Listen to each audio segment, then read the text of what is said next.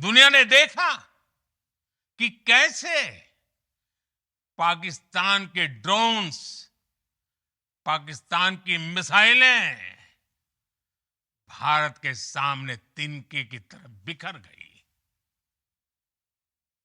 भारत के सशक्त air defence system ने उन्हें आसमान में ही नष्ट कर दिया। पाकिस्तान की तैयारी सीमा पर वार की थी, लेकिन भारत ने पाकिस्तान के सीने पर वार कर दिया। भारत के ड्रोन्स, भारत की मिसाइलों ने सटीकता के साथ हमला किया। पाकिस्तानी वायुसेना के उन एयरबेस को नुकसान पहुंचाया, जिस पर पाकिस्तान को बहुत घमंड था। भारत ने पहले 3 दिनों में ही पाकिस्तान को इतना तबाह कर दिया जिसका उसे अंदाजा भी नहीं था। इसलिए भारत की आक्रामक कार्रवाई के बाद पाकिस्तान बचने के रास्ते खोजने लगा। पाकिस्तान दुनिया भर में तनाव कम करने के लिए गुहार लगा रहा था, और बुरी तरह पीटने के बाद इसी मजबूरी में 10 मई की दोपहर को पाकिस्तानी सेना ने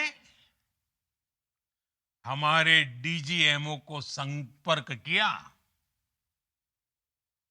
तब तक हम आतंकवाद के इंफ्रास्ट्रक्चर को बड़े पैमाने पर तबाह कर चुके थे। आतंकियों को मौत के घाट उतार दिया गया था। पाकिस्तान के सीने में बसाए गए आतंक के अड्डों को हमने खंडहर बना दिया था। इसलिए जब पाकिस्तान की तरफ से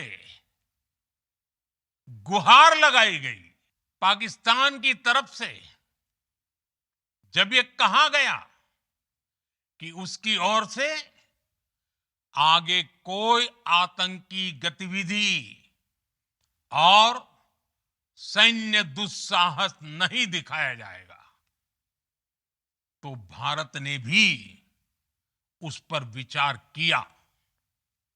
और मैं फिर दोहरा रहा हूं, हमने पाकिस्तान के आतंकी और सैन्य ठिकानों पर अपनी जवाबी कार्रवाई को अभी सिर्फ स्थगित किया है। आने वाले दिनों में हम पाकिस्तान के हर कदम को इस कसौटी पर मापेंगे कि वो क्या रवैया अपनाता है। साथियों, भारत की तीनों सेनाएं, हमारी एयरफोर्स, हमारी आर्मी और हमारी नेवी, हमारी border security force BSF, Bharat के अर्धसैनिक बल लगातार अलर्ट पर है। सर्जिकल स्ट्राइक और एयर स्ट्राइक के बाद अब ऑपरेशन सिंदूर आतंक के खिलाफ भारत की नीति है। ऑपरेशन सिंदूर ने आतंक के खिलाफ लड़ाई में एक नई लकीर खींच दी है, एक नया पैमाना, न्यू नॉर्मल तय कर दिया है। पहला, भारत पर आतंकी हमला हुआ तो मुंह तोड़ जवाब दिया जाएगा। हम अपने तरीके से अपनी शर्तों पर जवाब देकर रहेंगे।